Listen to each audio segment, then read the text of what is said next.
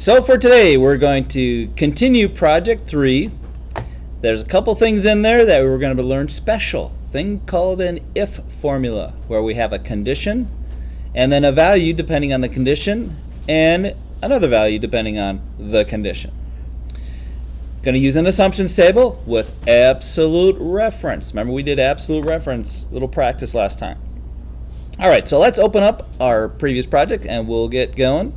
Here's as far as we made it in section 1, where we had a title, lots of numbers, revenue assumptions for a projection, and using our assumptions table, and some cute little spark line charts. All right, we're going to close that one. We're going to get yours going. So let's bring up section 2's financial projections. We practiced a little bit of our assumptions last time. We'll keep that practice table in there.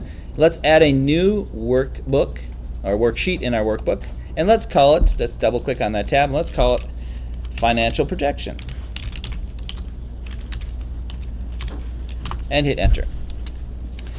We're going to do a similar thing. We're going to add titles and then come back later and format them. So let's get to our entry of a data.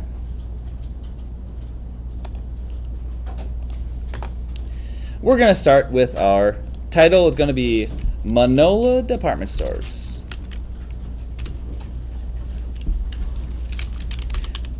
We're not going to be merging and centering this because we're going to be putting a date in one of the cells that we're not going to want to wipe over. This is going to become our subtitle, 6-month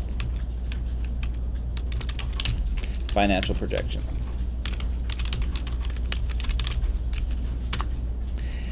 And while we are getting ready, let's go ahead and apply underneath page layout. Let's apply a theme called slice. Remember that will mostly give us a different color table, slight change in the font. And now let's get started with our assumptions. We're going to start, it's only 6 months, so we're going to start here. Column B3 is going to be headed with the month of the year. January. And before I fill handle over and autofill January out to June, I'm going to rotate this text. On the Home tab, you do have rotation right here with built-in various directions. 45 degrees is your only choices there. But if I go to extra options, by going down to the bottom, choose extras, I can adjust my rotation in a finer manner by grabbing that little dot there next to the rotation, or typing in my angle of 75 degrees in my rotation angle. I have all these other options as well in my Format Cells dialog. But this one, I only care about rotation. I click OK, and January is now rotated. Now let's fill handle out. February, March, April, May, June. Automatically fills that in because it recognizes that sequence, that January is the start of a sequence. And they have a little reminder table in the textbook of all the things that will autofill for you. Let's go ahead and bring that over here and let's go over what will autofill for you. If you have 4:00, one cell, and you autofill, it'll automatically increment 5 and 6 to the next hour. Notice this one, if you have QTR2 and you grab that and fill handle over, it will go 3, 4, and then back to 1 because it recognizes that quarters only go 1, 2, 3, 4. Similar with this, quarter space 1 will go up to 4, and I believe will wrap back to 1. 2 dates, same day on different months, separated by July, August. I select both of them and fill handle. It'll skip to November and then skip to January, skip to March, but keep the same day of the month. I'm not sure when I would ever do this kind of auto sequencing. 2 numbers that differ by 1, if I select them both, it'll continue the sequence. Year or just plain numbers. 2 numbers that differ by 50, you select them both and drag, it will continue the increment by 50 each time. Day of the week, skipping a day of the week, it'll keep skipping the day of the week for you. For TH, it'll auto increment to 5TH. So just examples of what your fail handle will do. It's handy, can impress your friends and family. You use it maybe when you're setting up. I use it when I'm doing a sequence real quick. Okay, so we've rotated, fill handled over. Now, if we want to specify the exact width of all these columns, I can select through the heading and give it a specific width. Remember, if I adjust the width on any of them, they all get that same width. If I right-click on any of them, column width, and set it to be, I think we want it to be 35.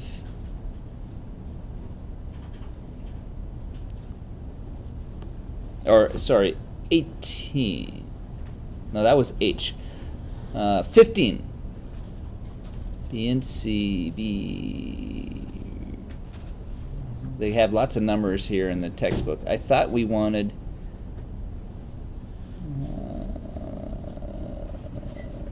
15. Let's go 15. And we can specify other exact widths with these others, but we'll come back and we'll manually adjust. And then at the end we can adjust them as we choose. We know that we're going to have some row headings here we're going to need more room for. Okay. Oh, and there is back across the top, we're not only doing the months, we're also going to do a total and a chart. So let's go over to the right.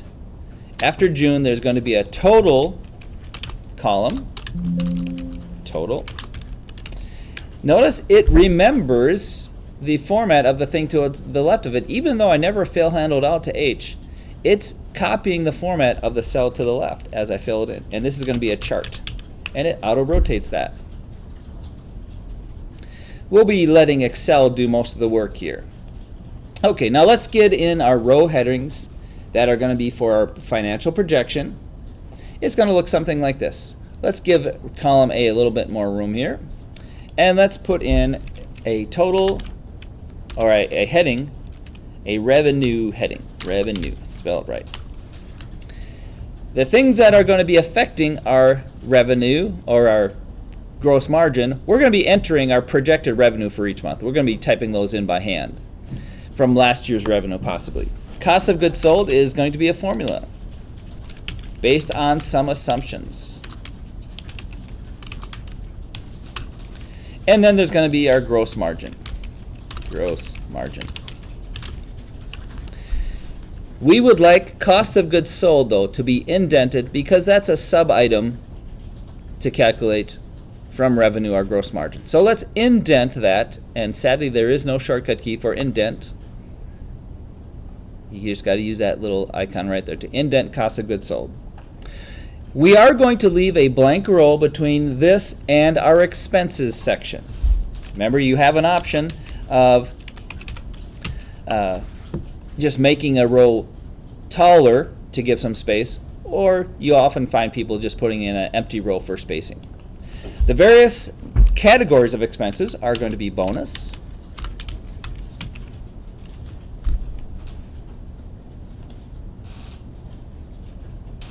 and then salary, site rental, marketing, and unplanned miscellaneous. We will also have a total expenses row, which Excel will be calculating for us. And then there'll be a final for each month. We'll be calculating an operating income for that month. Because all of these are sub-items of expenses, let's select through them all and indent, increase the indent by 1, since they're all sub-items of expenses. So now we have our row headings, and we're almost ready to enter in some cells. But first of all, we're going to have some assumptions. We're going to call them our what-if assumptions. what if assumptions. This is going to be a table that management is going to be able to adjust to see what could we adjust in our operating of our company to achieve a goal at the end of the 6 months of some goal, probably operating income, to hopefully have increased to some value. Our assumptions are going to be based on these items. Assumptions are going to be based on, well, the same categories of expenses. We're going to have assumptions related to all our expenses. So I want this exact same list listed down here. Now I could do a Control-C, Control-V paste, but how about I'm going to refer my assumptions to be the same as what's up there in that cell, and let's just fill handle down. Oh, I don't need to fill handle down to total expenses. So in my assumptions, I'm making assumptions about those same items up there in expenses. Now remember, I could have copy pasted. This is kind of a nice thing to know in case I decide to give that title of expenses a different name. It would automatically be listed in the same order down here. So could have copy pasted or reference and then copy paste, or then fill handle that same reference. Now there are other additional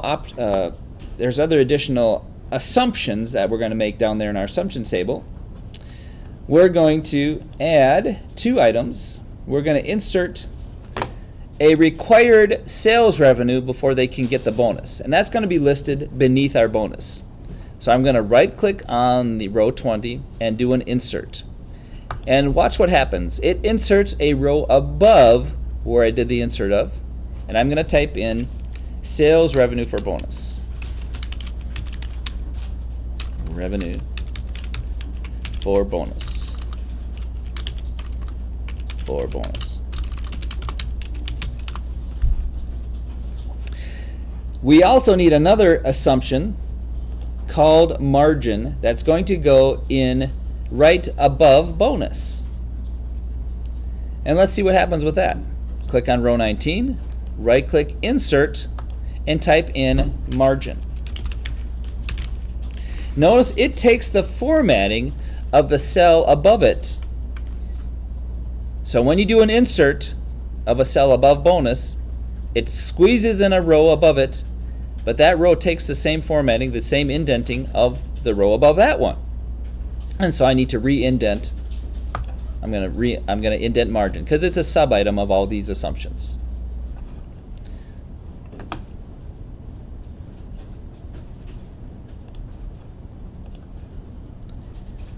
And now we're going to come in, insert now. We're going to enter now our assumptions.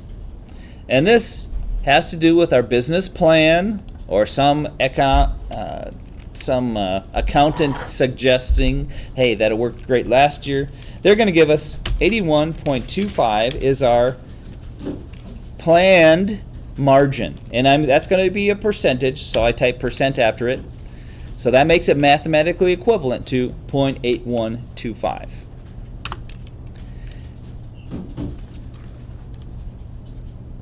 And why is it not right aligned? That's weird.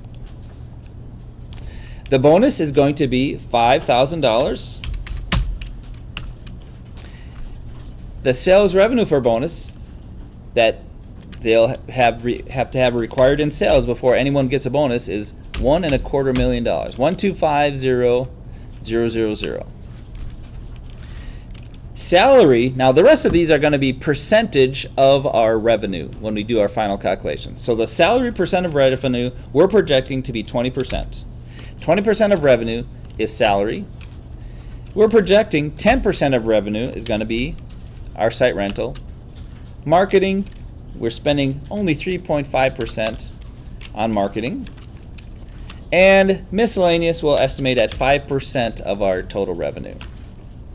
Now let's go ahead and put these all with the same number of decimal points just to make them pretty and nicely aligned for our accountants. Now this one here, why is that not Why is that not right aligned?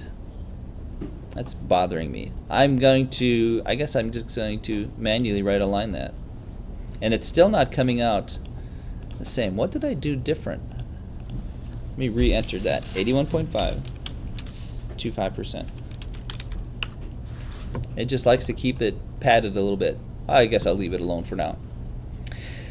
Bonus and sales revenue for bonus. Let's put them in comma format. Again, so they look a little better accounting standard. All right, so our assumptions now are down here. Let's go ahead and highlight our assumptions table because these are going to come back later. Important numbers to reference, and let's give that, how about a slightly light blue shading.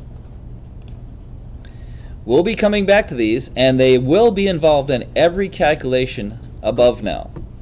So my assumptions are down there.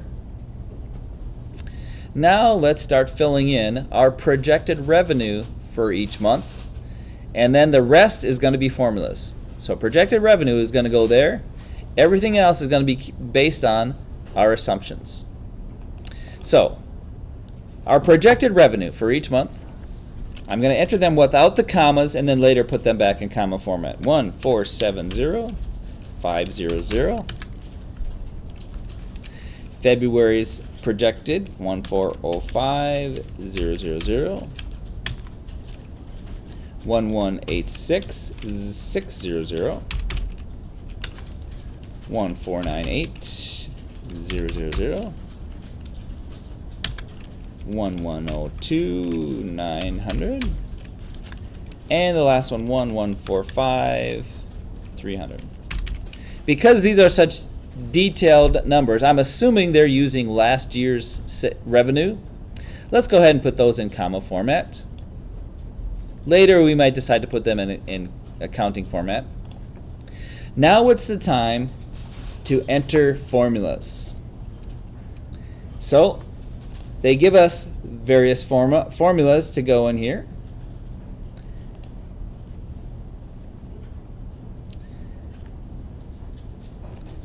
The cost of goods sold is equal to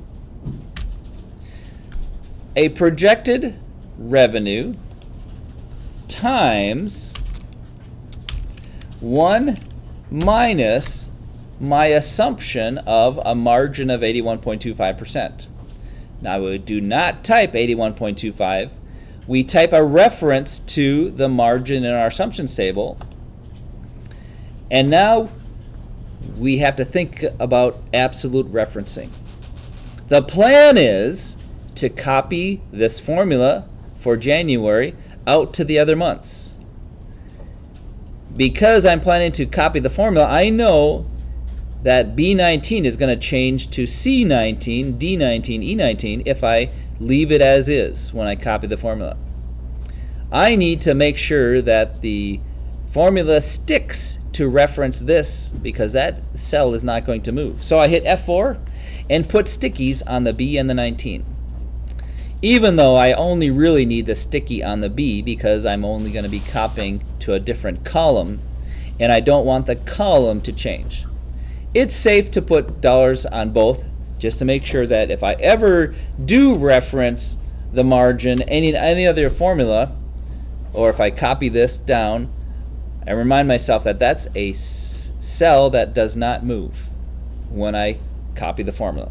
If it's only a one-time formula, you don't need to worry about absolute referencing. Now, gross margin is simply equal to the revenue minus cost of goods sold. And that will move as I move to the new months, so I don't put any stickies on that. I only put stickies when I'm referring to something down in the margin. And I hit enter before I click anywhere else or my references go crazy. Now one thing I want to do is up here at the top of my spreadsheet, I want it to show the date that they printed this out in case they made some assumptions changes and print it out. I would like today's date to show up here. I know there's a formula to do that, but let's see if we can figure out the formula by going over to the Formulas tab. And there's a date and time category. Let's see what formulas are there in the date and time category. Down here, oh, there's a lot of them, just to confuse me. Lots of formulas for date and time. I don't know, must be about, looks like about 20 of them. The one I want to use is the one called now. Returns the current date and time formatted as a date and time. So I click on now, and basically it fills in something that I could have typed myself. And it gives me a little explanation. It returns the current date and time. And I click OK after seeing this little nerdy information. And there's the date, including the time. Then we decide, after doing this, that, I don't really care what time it was when we printed out. I only want to know what day it was. So I can come back here to the Home tab. And now let's adjust how the date is being displayed by clicking here on the number format and choose date, 4-digit date, 2-digit month and day. I have all these other formulas, and I click OK, and I see that it doesn't care what time it is, it only shows me what day it was. Even though it still is the formula now is in there, giving me both the date and accuracy up to the second. But because I'm displaying it, only the date part, that's the part that only shows up. Now let's complete our other formulas down here. We're going to skip over bonus for now because bonus is going to depend on the revenue for that month. And the plan is you only get the bonus if your sales revenue has exceeded that, if you already have exceeded the sales revenue for bonus. I could manually say, okay, let's see. Yep, you get the bonus this month and this month. Oh, you didn't get the revenue. I could enter a different formula here, or enter 0 because you didn't get there you didn't get the bonus. There you did not get the bonus. Here I could enter 5,000. But no, we want Excel to do that work for us, deciding which months gives you the bonus. Let's do the simple formulas, and we'll come back to this bonus formula. The salary is equal to my projected revenue times my assumed percentage of salary for the current assumptions. And again, I'm planning to copy this formula, so I hit F4 to sticky the B22. And I hit enter before clicking anywhere else. And now my sales, or my salary, will be calculated based on this month's revenue times salary percent. Same thing for site rental, equal sales revenue is up there in B4 times this, site revenue, yes, revenue, projected revenue times my planned current assumption of 10% spending on site rental, F4 to sticky it, and then marketing, similar, equal to B4, that's the revenue projected, times my percent marketing assumption, F4. Always absolute value referring to anything in my assumptions table. Miscellaneous is equal to B4 times B25, absolute reference. And remember, you only need to worry about absolute reference when you're planning to make a copy of the formula. If it's just a one-time entry of a formula, you don't have to do anything about absolute referencing. But occasionally when you're reading a spreadsheet and you realize, wait a minute, this particular thing determines how a lot of other, or is being used in a lot of other formulas. If you're copying formulas around, that's when you have to worry about absolute referencing. Now, total expenses are going to be all my expenses, but let's figure out this bonus thing. How do we figure out the bonus and have Excel do the work for us, that when they don't have a sales revenue above that, they don't get a bonus? If the sales revenue is above that, they get a bonus. Well, because this is a very common thing in accounting, like you have a tax credit if your expenses, or if your insurance, or if you had so many employees of a certain type, you get some, there's a change in formulas, especially with government issues. Well, in this case, there's the formula of equal if. The if formula allows us to do calculations that can change based on the condition. And it has to be, and they call it a logical test.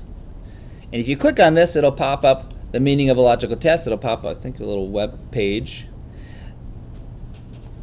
But the logical test that we're going to calculate is, well, if our sales revenue has exceeded the bonus. So if what's in B4 has exceeded, that's the same as is greater than, there's my greater than symbol, B4 greater than my sales revenue for bonus. Planning to copy this formula, so be sure to F4, sticky that reference to the assumptions table. This is my logical test. B4 greater than what's in B21, comma, takes me to my next parameter. This means this formula is going to return a certain value when this logical test is true. Well, if my B4, my revenue, has exceeded that, well, then I get the bonus, which is sitting there in B20. And absolute reference to that one. Logical test. Now I've got the value of true filled in, comma. Now the value of false is, well, I don't get my bonus, so I type a 0 there. So the way we read this is, if B4 is greater than B21, the value in this cell will become B20. Otherwise, the value in this cell will be 0. You will be given a sentence like, you get the bonus listed in B20 when your sales revenue has exceeded the revenue listed in B21. Otherwise, you don't get a bonus. Usually you don't have that in the sentence, it's just implicit. Yeah, you don't get the bonus otherwise. So that last parameter is usually comma 0. Now I hit enter, and now I get 5,000 for that month. Let's put that in comma format. And now let's finish our total expenses by using our auto sum, our friend auto sum. It calculates the numbers there for me. I could have typed equal sum in that range. Hit enter, and now operating income is simply gross margin equal gross margin, that's in B6, minus all my expenses. This is getting close to what I called the merit saving formula. Perhaps we could call this the business saving formula. Keeping track of your income, subtracting your expenses, will give you then your money left over. In this case, we're calling operating income the money left over. The most dangerous things that businesses do, well, probably there's more things, but leaving miscellaneous, meaning you're not sure what's in there, kind of unaccounted for. Same thing can happen in your personal budget. If your miscellaneous category is getting large, you might want to examine what is actually going into that miscellaneous. Now, are we ready to copy it to the other months? I think we are, because we have put the absolutes in the right place. Let's find out by selecting through all the formulas we've entered, and let's copy out all the way out to column G and see if the numbers make sense. They were in comma format. It's copying the format as well as the numbers. Let's see. The bonus, yes, I get the bonus. It skips the bonus for those because they didn't meet the quota. So yeah, that if formula did the right thing. These others seem to be sensible numbers. As my revenue goes up and down, so do all these numbers, because they're simply a percentage of revenue. Total expenses, I can go check the results in my textbook to make sure that my total expenses are coming out right for each month. And I'll jump ahead to where we did that. And we got the results. And 489. Oh, my numbers aren't coming out exactly this. Oh, yeah, they are. Yeah, it looks like my numbers are okay. I'm just checking against the textbook. All right, so there we have, throughout the months, we've calculated everything. Now I'm going to show you a shortcut now, handy dandy little shortcut. I want totals here. Now we know I could do a auto sum on each one and fill handle down, but watch what I could also do. I could just select all the cells where I want to put a total, even though some of them have nothing to the left of them. I hit auto sum and I get pound signs. There, I have automatically auto summed all those columns, and if I realize I don't want to see a dash there, I can go back and delete the dash. I could have done the same thing by selecting and control selecting and control select and auto sum. That would have skipped me from having to enter or delete the dashes. And the operating income is the total operating income for the year, and I'm checking my number. Yes, I have the correct number there.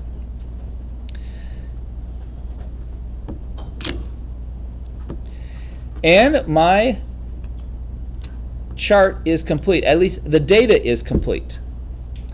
Now we're going to pretty it up, and then after that we're going to do a what if analysis of, as I make changes to margins or bonus or percent spending on various items, how will it affect my final operating income at the end of the year? That's what we're going to be doing. But first, let's make it pretty.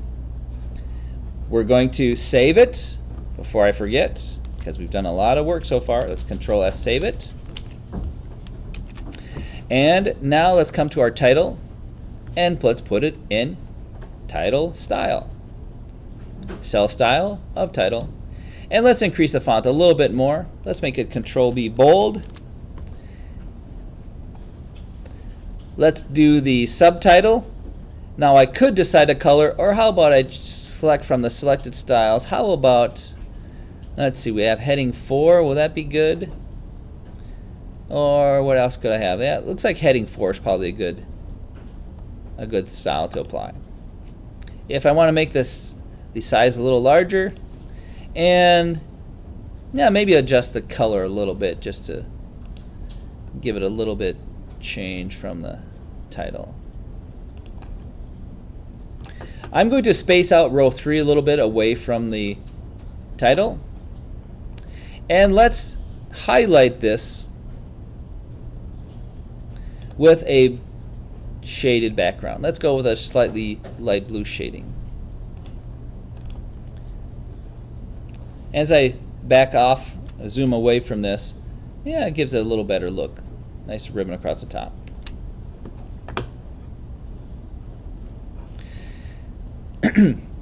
Might as well bold the column headings, but you know what? How about we put those in a, instead of just bolding them, let's put them in a cell style. Let's go with how about a heading 2? And now I'm going to be giving other styles here, but before we do that, I have something missing here in column I. Let's play around with what can go in column I. They would like a chart here, and this is where we can insert some charts. I think, to me, they seem rather silly little charts that aren't terribly useful, but they do add a little bit of a visual interest to my numbers, and that's done with the insert of sparkline charts. I click this, and it gives me a dialog of where to get the data for my sparkline chart. It shows that it's going to place the sparkline over here at I4, which where I was when I started the insert. But what do they want with the data range? Well, that's the same as though I were doing a formula with a beginning column or beginning cell colon the ending cell. The easy way to get my data range is just go drag through. While that is up, I can actually go and drag through the cells and see how it is filling in my data range. We don't want it to choose the total data range because that would mess up my chart. Even though the location range has now gone blank, I can still click OK, and it will put my chart, my little sparkline chart, in the right place. Let's do that again just to remember how we did it. Select on the cell where we want it, choose Insert Sparkline Chart, Data Range, not the total, and enter. And of course, I can handle this down. I can Control-C copy, paste, drag through paste, and paste. But then someone comes along and say, wait a minute, I wanted a different kind of sparkline. I can select through them all and come back here to Sparkline and choose a different color of line. Or I can even change the type of chart if I decided, oh, the column chart would be better. And I could change the style there as well. I could change my color, my marker color. We'll just go with the column chart. The win-lose chart doesn't look very interesting. Column chart gives me a little bit of eye candy in my table. I don't find it terribly useful to the accountant because sizes of little boxes are so small. We'll be doing a larger graph. This just gives you just a little bit of a hint at how our revenue has changed. Now it's not being very fair either because the revenue is all up there around $1 million, and it makes it look like June's revenue was 0, even though it's just the smallest number. Well, let's go ahead and put in our let's format our row headings. As you can guess, we're going to make our row headings bold.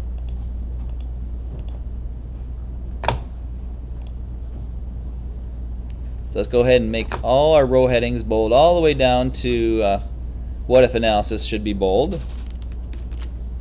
Control B, bold. It's not doing that. Try that again. Control B, bold. There. Let's put revenue all the way out to total. Let's put that in, actually let's go all the way out to here. Let's put that in currency style. I guess it didn't matter since I was a sparkline. Gross margin, let's put that in total style and accounting format. So still cell style total and numbers in accounting format. I got this showed up differently because the format changed. Just double click on the border and it gets auto fit. Expenses, it looks like all the numbers are already in comma format, but let's put let's put the total expenses in total format. And just so my borders heads all the way to the edge of the table, we'll include the chart because it puts that cute little line around it. So cell style, total. I still have a border heading all the way to the right. Operating, and those will also be in, let's also put these in accounting number format. Looking better. Let's go ahead and do operating income. We have that. Let's go accounting format.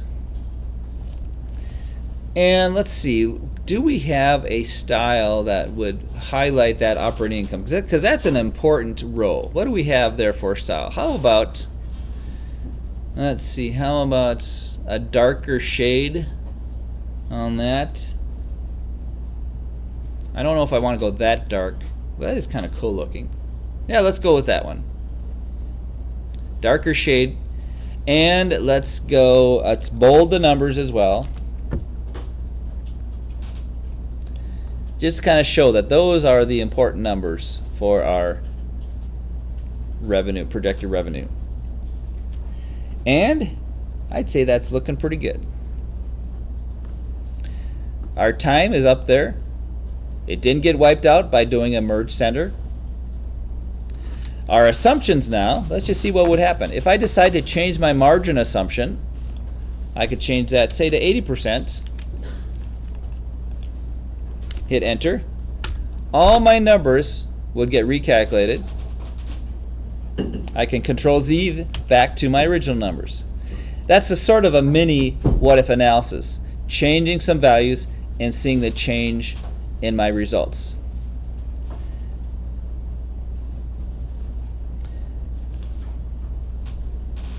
Making sure that my numbers are all in the format as requested.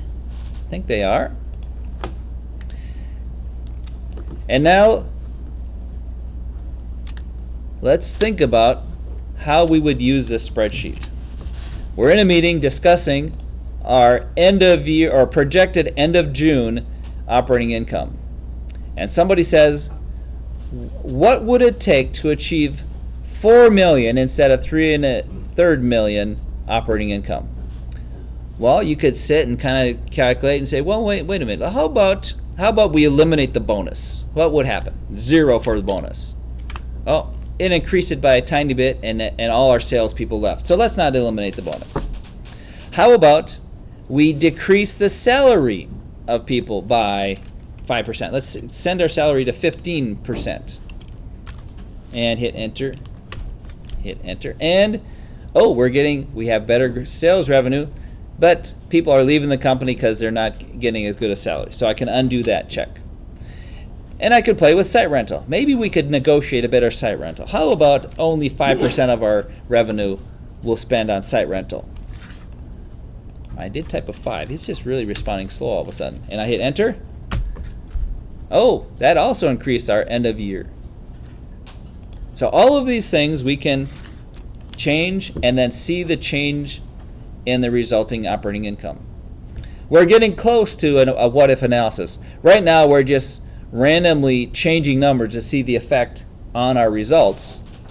But a true what if analysis will keep track of what our income is currently, what change I'm going to make, and what my resulting end of year operating income would be. That's the full that's a full what if analysis.